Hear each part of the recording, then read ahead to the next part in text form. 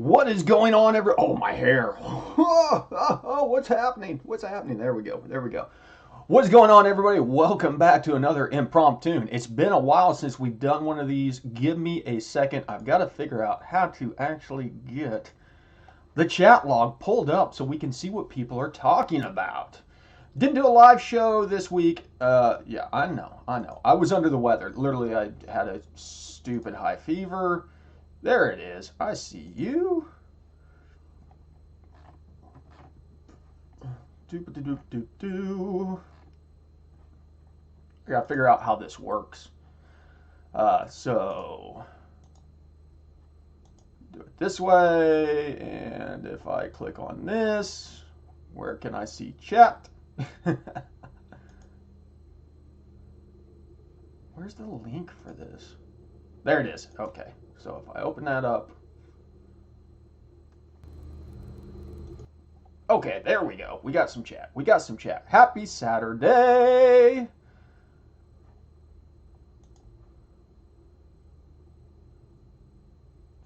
This is kind of dumb. This is kind of dumb. I apologize, everybody. If I go through this menu, maybe. Okay, there it is. There's what I'm looking for. Okay. Say bingo, bingo, bongo. Who we got in here? Who we got in here? No, it is not made for kids. YouTube, asking all these questions. Rich, Jay, Jim, Scuba Sam, Dan, Chris, what's going on? Had my S15 out. First time this year. Awesome. Ran freaking perfect. Even better. Even better. What a sweet car. What a sweet car. Andrew, living in the future. Andrew, I think, was one of the few people that joined our Drunken Games cast last night. Got a pressure test cold side. Will not build more than 7 psi. You know, those pressure setups with the gauge and all that, get one off Amazon. It's well worth the money, even if you guys spend like 30 or 40 bucks. It's so nice being able to throw those things in a coupling and actually see what's going on. Got Jay getting ready to do some Terminator X Camaro tuning. I just shot an update video on the Nova. The transmission's out of it. So, got to get all that stuffed back in there and get the new exhaust built and things like that. Hopefully next week we will get to the tuning portion on that. We're going to put a pressure sensor in the test port on my 4L80E. HP tuners, what would be the best parameters to build a usable table for dialing out stupid hard shifting? I'm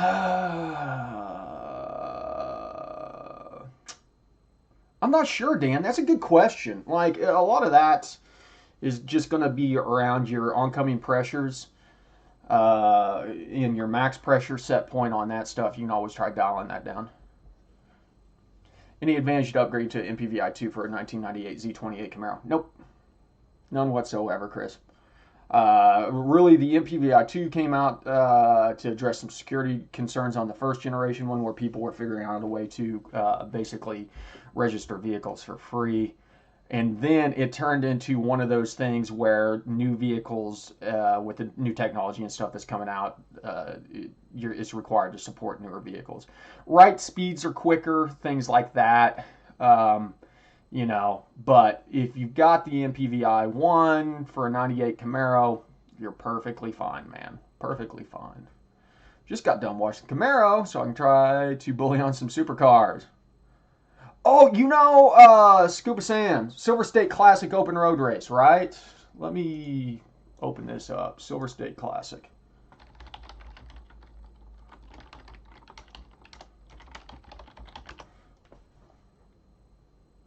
So I have a friend that has ran that for years. Hey, Deb.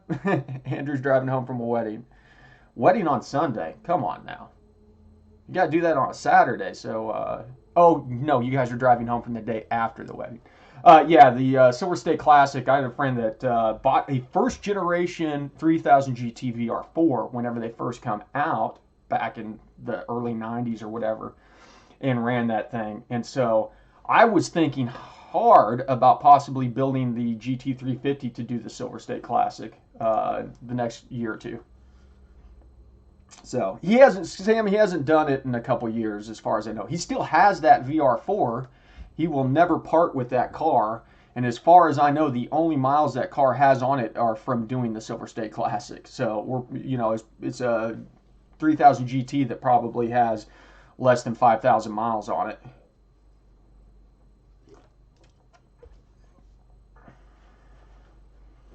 Yeah, I want to do something like that. So we'll see. We'll see. It's very technical with all the timing and requirements and stuff like that. It was red. It was red.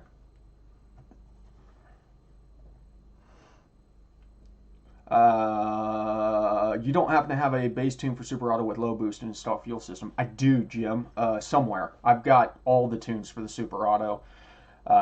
So it would have been, you got to realize that thing is never been low boost. I think we started off at 12 and was running 16 on the first setup on the stock fuel system, but on the top of it, it has always had methanol injection on it to compensate for the stock fuel system. K-Cert passed. We passed. In fact, the inspector, super nice guy, Pontiac Pete. So Pontiac Pete, yeah, Pontiac Pete.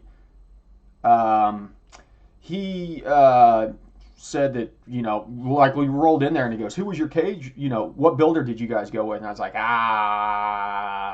didn't go with the builder. It was me and my buddy Justin. It's like, we built this in our garage.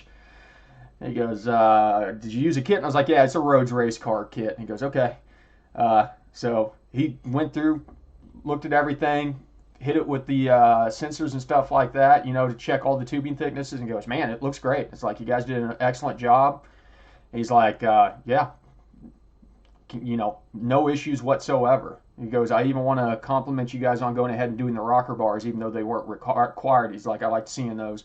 I was like, "Well, we needed an easy way to mount the seats, and so it just made sense."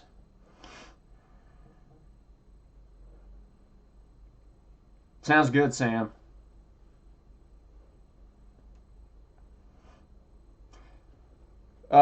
Jim, 7 psi with. Are you running centrifugal? What booster are you running? I don't remember.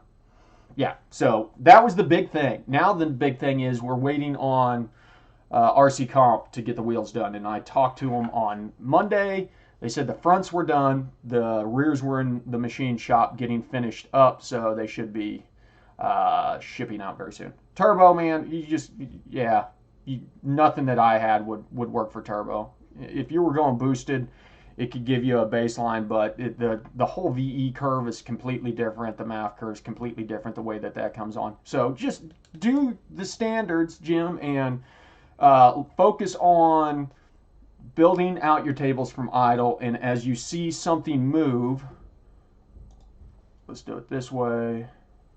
Let me open up a screen here, show you what I'm talking about. Build out from idle, log from idle, go up from there, and what you'll see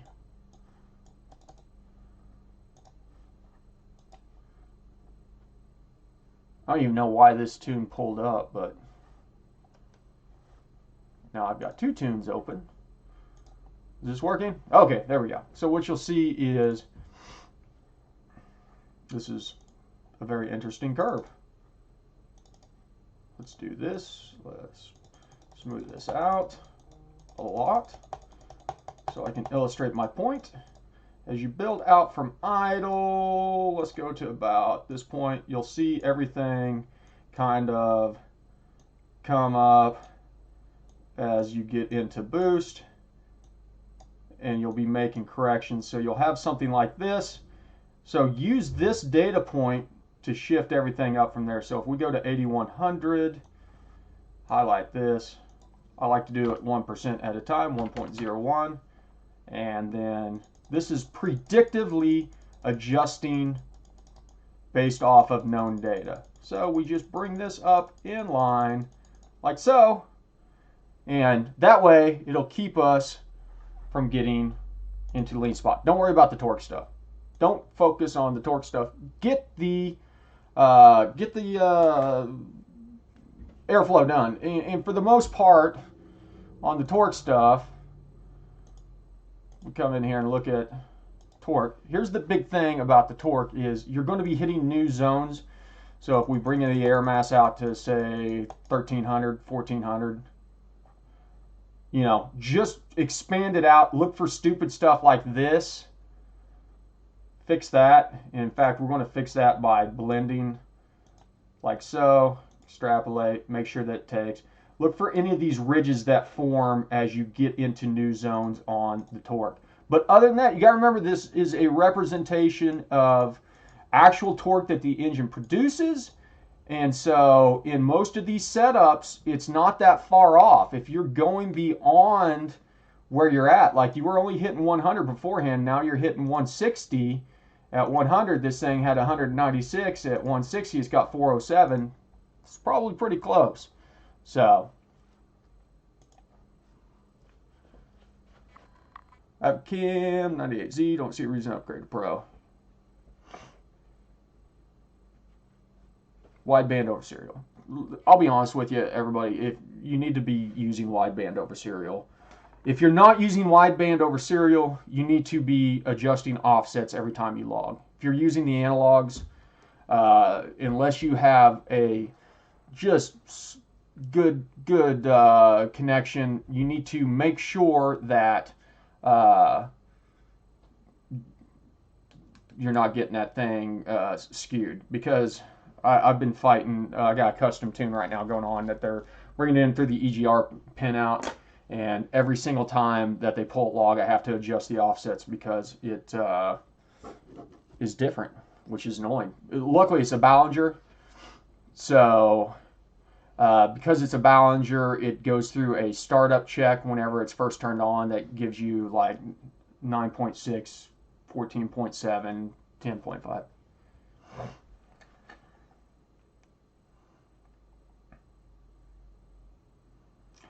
Might check commanded EQ versus wideband O2 EQ today with the 500cc min nozzle. Well, Brad, once we switch over to that, you know, you've got to always run that. So, tried to change the VIN in an E37 last night after doing a strategy change from junkyard Cobalt calibration to a Malibu calibration. Only change the file, then set unlicensed vehicle. Yeah. Honestly, I'm pretty sure the only way that you're going to effectively be able to change the VIN is by using SPS to do it.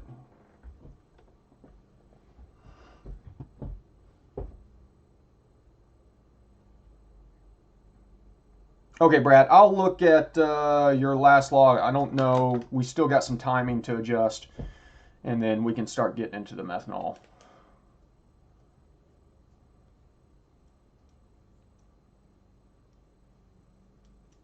Boo, boo, boo, boo, boo, boo.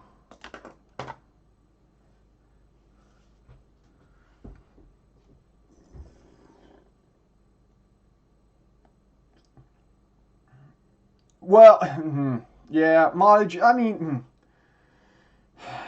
brother. A, did you at least use the Goat Road Garage code so you got a free shirt out of it?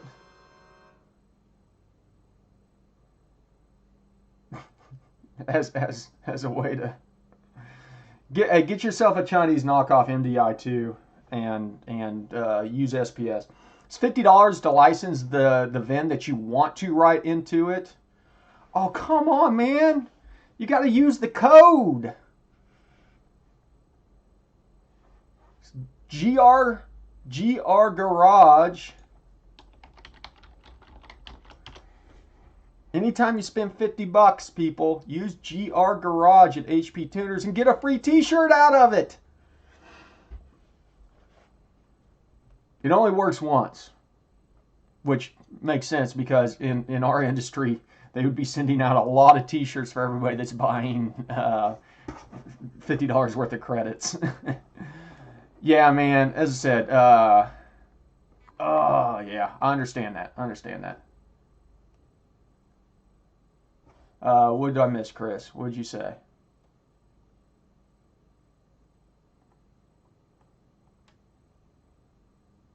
Oh, user friendly? No. Sounds good, Jim. Whenever you get done, swing by, hit mine. Yeah, I don't know. I don't know if anything it's maybe less user friendly. Have you got the Pro already, Chris? You got the MPVI 1 Pro? Soul Music, possibly running out of injector duty dangerous when logging a tune. Very much so. You're going to go lean. But you should spot it before it happens. Doesn't work in Canada. Ryan, listen. If you're from Canada and you spend $50 or more on HP Tuner's website and my code does not work, send me a copy. Email me a copy of your receipt. I will send it to HP Tuners and I will twist somebody's arm and make them send out a t-shirt even if I have to pay the shipping for it. You got that? Canadian people? I love Canadian people. I buck up and pay the exorbitant shipping fees, even though they're just a state north of us. I don't understand. I can send something to California for $1, but if I send the same thing to Canada, it costs me, $18. Yeah, right. Send me a receipt that they email you, and I'll send it over to my contact at HP Tuners and be like, hey, why are we screwing Canadian people?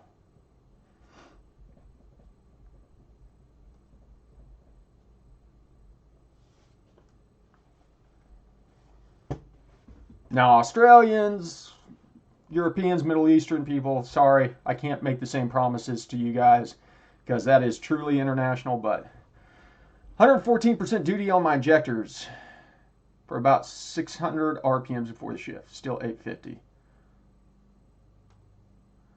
Yeah. You know, once you're above 80%, you're full open. I mean, it's always open.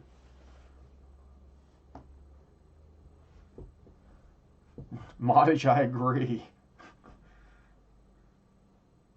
And I know the feeling because I don't know if you watched my video on riding the changing the Silverado over to the Turbo 400, in which I bought and registered a ZR1 tune on accident and wrote it in, and because I thought it was a Z06 tune or something.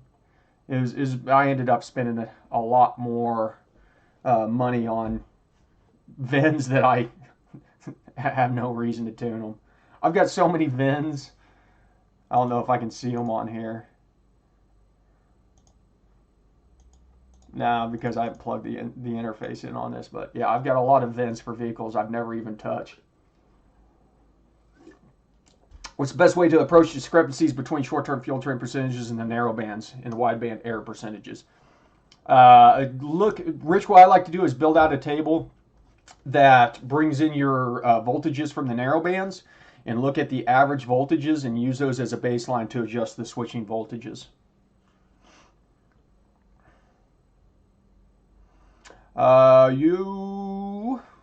What could cause my C706 manual car to stumble on takeoff cold but not warm? John, it's got to be temperature compensation. Is it stumbling rich or stumbling lean? Hold on. What did I miss here? Just fishing. Using the 5.3 tune with engine size update or by using a copy paste from the 6.0 Trailblazer SS. I'm not sure what your question is on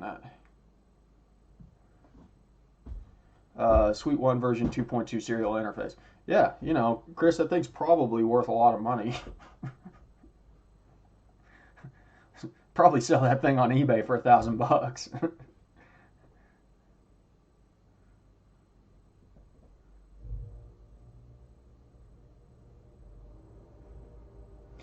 Dude, Moddage, I don't know that thing's ever worked.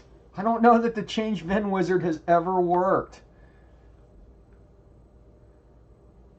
Joe, I hate you. Joe Simpson coming in here and airing my dirty laundry. The long story short, last Thursday I got the Nova running. Not this last Thursday, but the Thursday before that. Thursday or Friday. Friday, actually. It was Friday. Saturday, we had to go do the chassis certification. Saturday morning, I think I'm going to be cool and fire this thing up and take it around the block. So I fire it up, take it around the block, get back to the house. The car never starts again. And I just beat my head against the wall. I've got an appointment that I've got to make to get the chassis cert. I end up winching the car onto the trailer. I'm stressed to the max. Get back to the house. Sunday, mess with it. Can't figure anything out. Monday, I'm literally texting Joe. I was like, man, why did this thing run? Now it won't even crank over. It'll fire, but it dies as soon as it tries to start off. Yeah, well, somebody hooked 12 volts up to a 5-volt map sensor and smoked it. As soon as I swapped the map sensor out, it fired right up. Can you explain real quick how to adjust the offset when logging analog like you're talking about? When I'm logging what the wideband says and not jiving. So William, let me show you. Let me pull open a window here. And say we go into, what you're going to have to do is custom math. So go into your math parameters and grab your EQ or AFR error ratio. And we're going to copy this, which my right click is not working. We're going to put this in as new math. So we're looking here, EQ ratio sensor is 50119. So 50119 is right here. And based off of what your error is, we're going to add a bracket here. We're going to come down here. We're going to add a bracket there.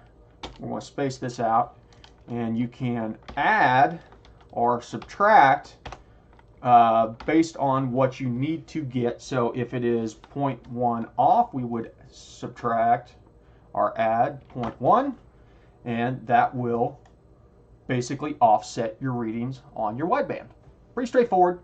Adjust it as need be, and what I like to do is also maybe grab something like this, copy that over, and I'll add, find user math 4, this is what it is, and I'll say, okay, adjusted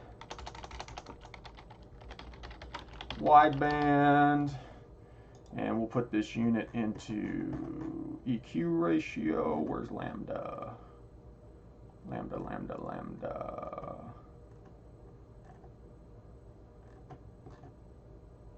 Lambda. Okay, so we've created lambda here, and then I will come over here to the charts layout and go into a new group, add custom user defined math, adjusted wideband, and then that way you can actually see what it's reading live with your adjusted math. Okay? Later, Ryan.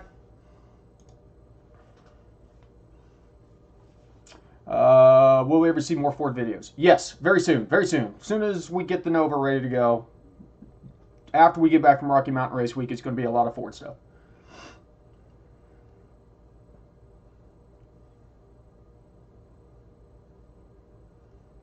Yes.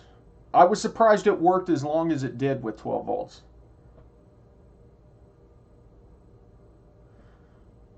Well, I'm glad that I was able to help you out, Joe. The best part about it was I cut that internal hose off.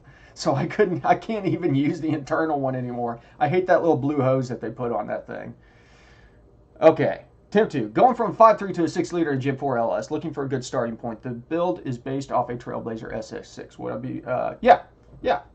If grab whatever's closest to the actual motor that you're going in with, just fishing, copy those parameters over to the ECU that you're using. A lot easier. Use the compare function and just wholesale copy that stuff over. Can you do a video on filtering data? Soul Music, I have one, but I can do another one. Yes, the Nova is almost ready to rock and roll for Rocky Mountain Race Week. So we will be out the second week of June. Kansas, Colorado, Nebraska. We're going to win the big block NA class. You heard it here first. Anybody else that's running a big block NA, I apologize. We're going to absolutely decimate you. And I'm not sorry. It's going to be brutal. It's going to be brutal. Okay, yeah, we're coming up here on 30 minutes. So we're going to wrap up here in about 5 minutes. Maybe a little bit sooner because I got a one-on-one. Which parameter go in the column axis for the rich-lean numbers? Oh, narrowband voltage. So bank 1, sensor 1, bank 2, sensor 1 voltage, millivolts.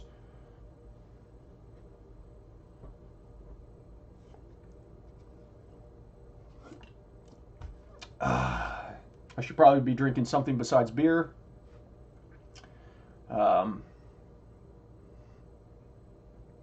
Reminds me of School of Rock whenever Jack Black says, "You know what hungover means? It means you're drunk." He goes, "No, it means I was drunk yesterday." Hydrating with hair of the dog. Okay, let's wrap. Let's wrap. Okay, you guys know the drill. Have a great weekend. Thanks for jumping in. We got up to 30-some viewers here on an impromptu.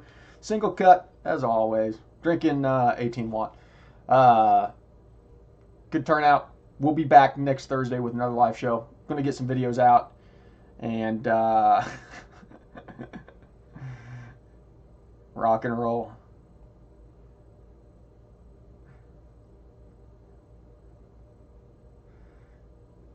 Rich, okay, hold on a second. Rich. This parameter I'm logging to build the table with the vertically switching voltage. There's a number 0 to 16. No. Okay, let's do this. So let me show you what I'm talking about. I don't know if I have a data log on here that's going to have this data in here. So you're looking at these two tables here. These are your millivolt tables. See, this one's set to 470 and 510, so it's been adjusted. So let's open the log file.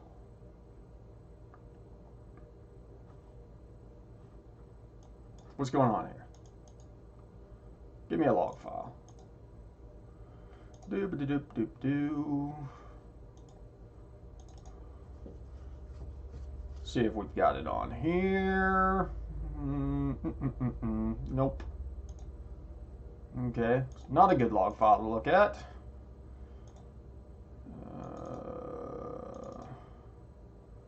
Okay, so here we go. O2 voltage, bank 1, sensor 1, bank 2, sensor 1. What I like to do is I'll come in here. Let's look at our VE table.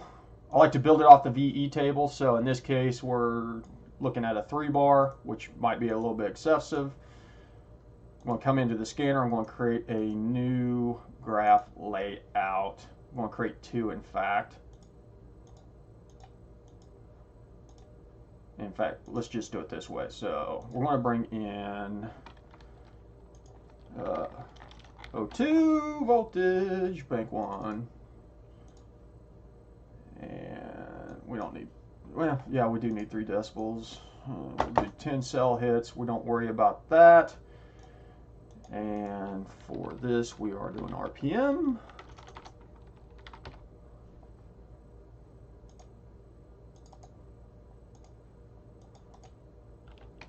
And we'll just call this map. Even though this is in pressure ratio. So just pretend this is manifold air pressure. You'll see what I'm getting to here in a second. So paste that in there. So we've got O2 bank 1 series 1. Now we'll go ahead and do clone that one, and we're going to do our other one, bank 2. So let's go O2. Okay, so now we've got 2 tables in here.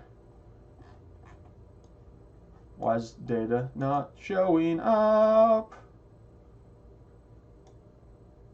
Because I broke something. But nonetheless, what you'll get, there's the data, 968. This one's averaging 968. This one's averaging 984. This is a very rich tune, but basically this will set you up and you can see the data in there. Why is this broken? Why is it Maybe I need to look at why this guy's manifold air pressure is so high. Oh, it's KPA. I'm an idiot. As I said, I brought pressure ratio. Let's do it this way. Let me copy this over. This will make it look better. There we go. Okay, so there's the data. Not sure why the hell it's still... Oh, I put it on the RPMs. Guys, I'm done. I'm done. You get the gist. You can see the data over here. I put KPA in on the RPM, so the RPM's broken. I'm an idiot. Okay, listen, you guys know the drill. Thanks for stopping by the garage, and remember, ABT, always be tuning.